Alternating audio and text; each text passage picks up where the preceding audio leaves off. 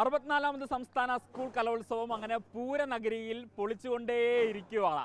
അപ്പം നമ്മൾ നിൽക്കുന്നത് അർബനമുട്ടിൻ്റെ ടീമിനൊപ്പമാണ്. അപ്പം അർബനമുട്ട് എന്ന് പറയുമ്പം കലോത്സവ നഗരിയിൽ എന്നും ഒരു ആളുകൾ ഇടിച്ചു കയറുന്ന അല്ലെങ്കിൽ ആളുകൾ കാണാൻ ആഗ്രഹിക്കുന്ന ഒരു ഇനമാണ്. അപ്പോൾ എൻ്റെ ചുറ്റിലും നിങ്ങൾക്ക് കാണാം ഇങ്ങനെ വെള്ള നിറത്തിൽ അർബനയുമായിട്ട് ഇങ്ങനെ നല്ല മിടുക്കന്മാർ നിൽക്കുകയാണ്.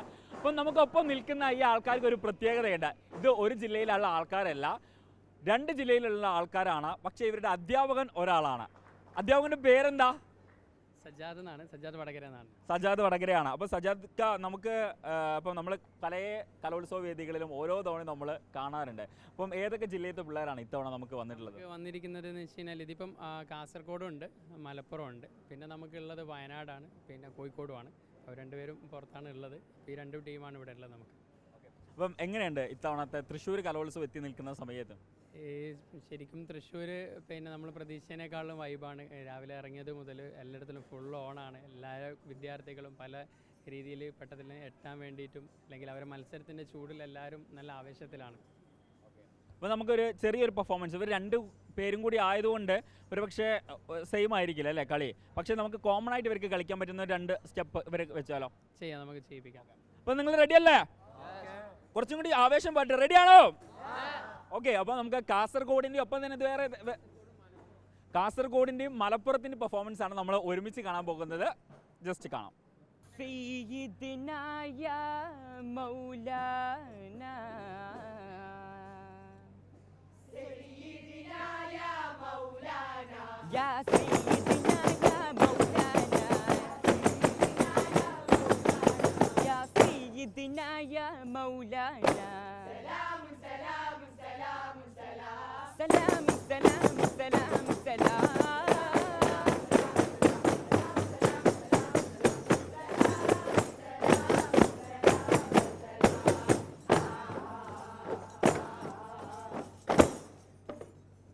ഓക്കെ, അടിപൊളി. അപ്പം നിങ്ങൾ ഏത് ജില്ലയിൽ നിന്നാണ്?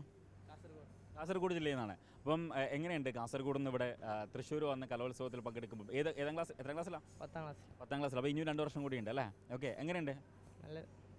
എന്താണ് നിങ്ങൾ അർബനമുട്ട് സെലക്ട് ചെയ്യാനുള്ള കാരണം? എന്താ? പാട്ടിൻ്റെയും പിന്നെ ശൈലിയും നോക്കിയിട്ട് എടുക്കുന്നതാണ്. ഇഷ്ടമാണ്. നമ്മളെ മലപ്പുറത്തെ ചുണക്കുട്ടന്മാരാണ് ഈ നിൽക്കുന്നത്. അപ്പം എത്രാം ക്ലാസ്സിലൊക്കെയാണ് നിങ്ങൾ പഠിക്കുന്നത്? 9ലാണ് പഠിക്കുന്നത്. അപ്പോൾ ഇനി ഒരുപാട് വർഷങ്ങൾ ഇങ്ങനെ നീണ്ടു നിൽക്കുകയാണ്. അർബനമുട്ട് ഇഷ്ടമാണോ ഭയങ്കരമായിട്ട് കളിക്കാൻ? ആണ്. ഓക്കെ. അപ്പം മോനെ പേരെന്താ? അമൽ മുഹമ്മദ്. ഓക്കെ, അർബനമുട്ട് ഇഷ്ടമാണ്. അപ്പം വേറെ ഏതെങ്കിലും വേദിയിലൊക്കെ കളിക്കാറുണ്ടോ അർബനമുട്ട്? കല്യാണ വേദിയിലെല്ലാം.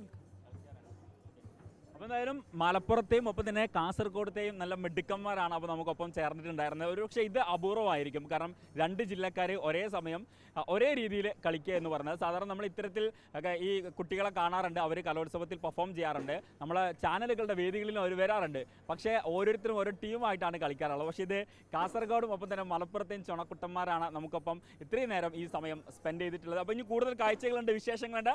വീണ്ടും കാണാം.